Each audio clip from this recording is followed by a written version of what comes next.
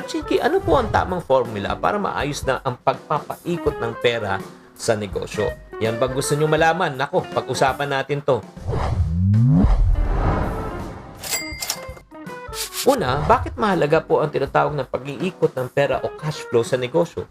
Ang cash flow, ang paggalaw po, ang pagpasok ng pera sa ika nga sa kumpanya. Ang pagpasok po ay dapat higit sa perang nilalabas. Pag mas malaki po ang perang nilalabas kesa sa pumapasok, nalulugi po ang negosyo. Ang goal po sa negosyo ay kumita, hindi po malugi. Pero karamihan po nagkakamali ay nakakatuon lang po sa kita. Nakakaligtian ng tinatawag ng daloy at paglabas ng pera.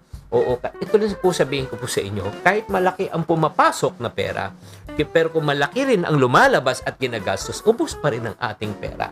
Tama o mali? Kaya ano ang tamang formula? Okay? Lalo na sa mga gusto mong negosyo. Tamang formula in managing your business. Kumuha kayo ng papel, isulat nyo.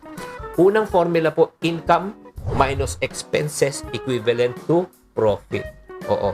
So, dapat ang pera na binenta mo ay hindi pa kita yun.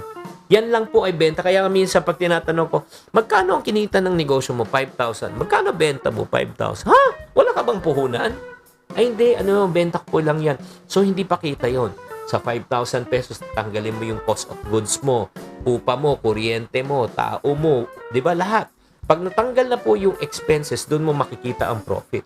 Halimbawa, ang profit mo, 50%. So, sa 5,000, may 50% ka, may 2,500. So, ngayon, kung may 2,500 ka, anong gagawin mo naman sa 2,500? I-allocate po natin ito naman porsyento. Sulat nyo to. 50, 20, 20, 10. Ulitin ko.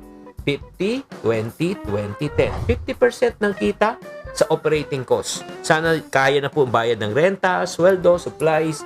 Yun po, 50% ang cost of goods mo and operational expense. And then yung remaining na 20%, ilalagay po natin yan for marketing, product improvement, and expansion. Another 20%, saan mo ilalagay yan? Hindi mo gagalawin yan. Emergency fund po natin yan. Ano emergency fund? Just in case may unexpected expenses, humina ang benta, meron kang pera na pwedeng ipatakbuhin pa yung negosyo. And 10% po sa mapupunta, yan na po ang personal savings or pwede mong gamitin. So, out of the kita mo, 10% lang kung pwede mong gamitin. Huwag lahat na ng kita, yung kunyari 2,500 ang kita mo, i-withdraw mo at gagamitin mo. Ang negosyo, ang pagpapalagaw ng negosyo at cash flow ang priority. Kaya mga kapatid, kung magmamanage po kayo ng cash flow, ang susi po para maging humaba pa ang buhay ng inyong negosyo. Sana nakatulong tong episode na ito. Tatandaan, tamang karunungan, tamang disiplina ang susi sa pagyaman.